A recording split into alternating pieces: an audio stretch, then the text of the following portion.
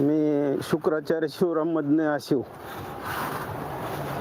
पेरल्यानंतर 20-22 दिवसाच्या नंतर नॅनो युरिया आणि नॅनो DAP हे 2 खताची फवारणी केली. त्याच्यापासून मला त्याचा जे अनुभव आला त्याच्यामुळं मी काय दुसरे परत खतं वापरलेले नाही.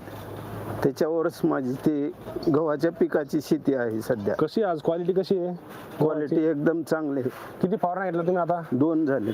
2 झाल्यात. हो. तुम्ही पेरणीच्या वेळेस खतं वापरले होते का? नाही, काहीच खत नाही वापरलं? काय नाही. बरं, तुम्ही लोकांना आजूबाजूला कोणी खत वापरलेला प्लॉट असला आणि तुम्ही न वापरलेला आहे, काही फरक आहे का?